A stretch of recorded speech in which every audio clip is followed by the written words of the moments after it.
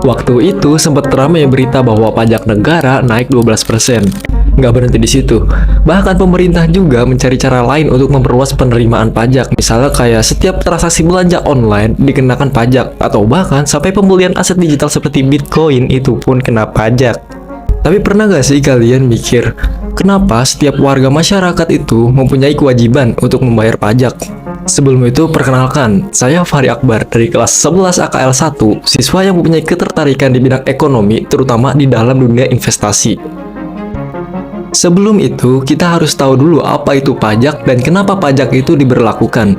Dikutip dari Direktorat Jenderal Pajak, pajak adalah kontribusi wajib kepada negara yang terutang oleh orang pribadi atau badan yang bersifat memaksa berdasarkan undang-undang, dengan tidak mendapatkan imbalan secara langsung, dan digunakan untuk keperluan negara bagi sebesar-besarnya kemakmuran rakyat.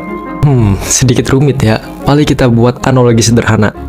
Bayangin gini, setiap siswa itu diwajibkan untuk membayar uang kas. Suka nggak suka, ya namanya uang kas itu adalah sebuah kewajiban. Uangnya itu nggak langsung balik ke kamu dalam bentuk jajan gratis atau nilai bagus. Tapi uang kas itu dipakai buat kepentingan barang-barang kayak beli spidol, alat kebersihan, atau bahkan mungkin ketika ada ujian dadakan. Sama kayak pajak, orang pribadi atau badan bayar ke negara, nggak langsung dapat imbalan pribadi, tapi hasilnya balik dalam bentuk fasilitas umum kayak jalan raya, sekolah, rumah sakit, dan lain-lain. Nah, udah mulai kebayang kan bagaimana sistem pajak itu tersendiri?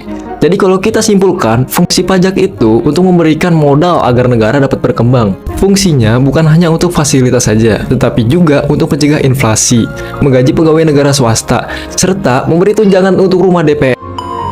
Wow, rada sensitif di sini. Seharusnya ini kan tugas sekolah, bukan tugas untuk mengkritik pemerintah.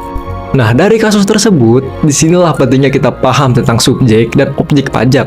Subjek pajak adalah siapa yang wajib membayar pajak, yaitu orang pribadi, badan, atau entitas tertentu yang punya penghasilan.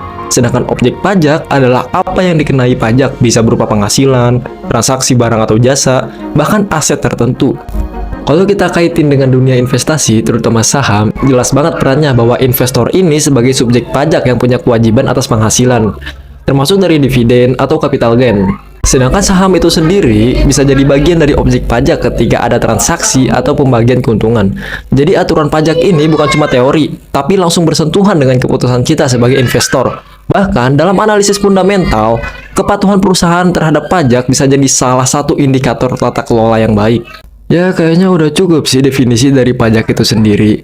Karena kalau kita terusin, bisa-bisa saya cosplay jadi Bang Ferry Irwandi. Semoga dengan diterbitkannya video ini bisa membuka wawasan kita mengenai konsep dasar perpajakan. Sekian dari saya, wassalamualaikum warahmatullahi wabarakatuh.